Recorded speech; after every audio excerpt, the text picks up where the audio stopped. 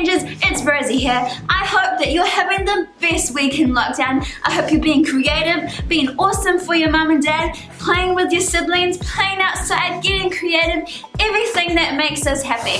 So, if it's your first time here, we want to say welcome. And if it's your birthday, I want to wish you a very, very special happy birthday.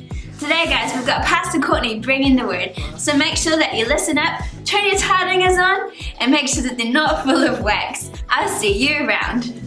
Good morning, Planet Changers, and welcome to another week of Kids Church Online. Before going into lockdown, we had started a topic called Inside Out, where we were learning about inner and outer wholeness.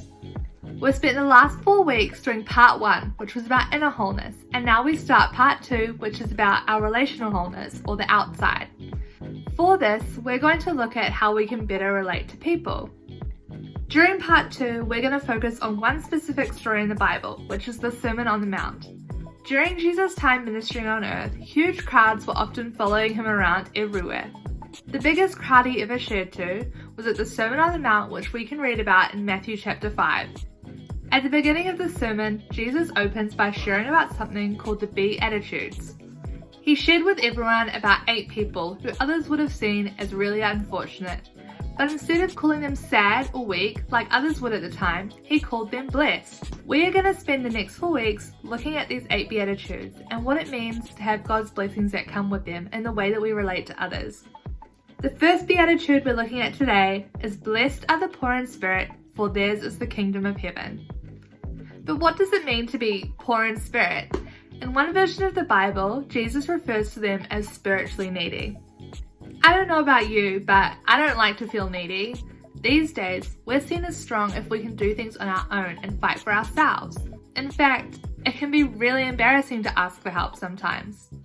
The truth is though, we're all spiritually needy in the sense that we need God. To be poor in spirit and acknowledge this need we have, we need to be people who are humble and can relate to others with humility. Imagine you had a really heavy object you'd been asked to move. You tried and tried to do it on your own, but it just wasn't working. Our pride would convince us that we need to figure out a way to do it on our own. The thing is, we would never be able to do it, but when we ask for help, we are able to get things done. And when we realize that we all need God and we're all doing the best we can, it helps us to stop seeing ourselves as better than someone else so that we can ask for help or give others help without feeling better than anyone. A really cool way that Jesus demonstrated this in the Bible is when some little children approached him. Now Jesus was in high demand. Like we learned about before, there were often huge crowds following him around, and people did some crazy things to try to get his attention. In Matthew chapter 19 verses 14, a group of kids tried to approach Jesus, but the disciples turned them away. When Jesus noticed this, he told the disciples off, and he said to them, "Let the little children come to me, and do not forbid them, for the kingdom of heaven belongs to such as these." The younger we are, the less we are trying to look cool or do things in exact right way. Humility comes a lot more naturally to children, like the ones in the story, who weren't worried about how busy Jesus might be or that someone might have something more important to share with him. They were just excited to see him and wanted to be prayed for. They were poor in spirit. But the most important way that someone can be poor in spirit and have God's blessing is in the way they relate to God.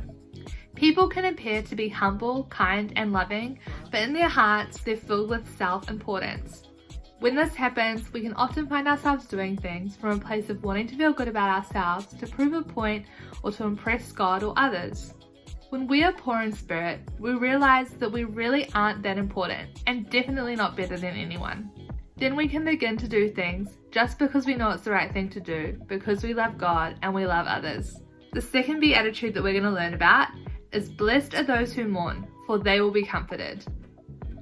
Mourn can be another big confusing word, but basically it means to be really, really sad. Blessed are those who are really, really sad. That doesn't make much sense, does it? Well, can you remember a time that you felt really sad about something? Did you try to hold on to it, to push it down and to move on? Or did you acknowledge that you weren't having a very good day and let yourself cry about it? Acknowledging our sadness and letting ourselves cry can actually be a really good thing. Having a good cry about something can actually make us feel better. There are times in the Bible when even Jesus was sad and cried. One of those times is when his friend Lazarus passed away. A few days after he passed, Jesus arrived to see his sisters, and when he saw how sad Lazarus' sisters were, he cried with them, even though he knew that he was about to raise Lazarus from the dead.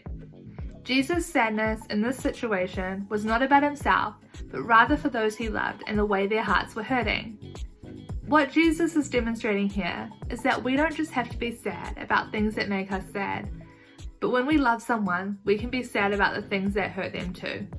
So when Jesus said, "Blessed are those who mourn, for they will be comforted," he's demonstrating two things.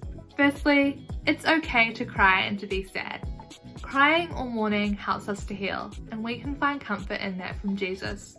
And second, that being a good friend or relating to others well can mean acknowledging their sadness. If you have a friend that comes to you and lets you know something bad that's happened, maybe instead of saying, "You'll be right, mate," and trying to make them feel happy, the best way to be a good friend in this situation is to pray with them, cry with them, and acknowledge their sadness too. So remember, blessed are those who are poor in spirit, for the kingdom of heaven belongs to such as these. And blessed are those who mourn, for they will be comforted. This week, have a think about these Beatitudes that Jesus taught us, and how we can use them to relate to those around us. Thanks for listening, Planet Changers. Over to you, Cam. Thanks, Courtney. What a great word. And I hope you're all at home staying safe and having lots of fun in your lockdown bubbles. We can't wait to see you back at church. See you next week.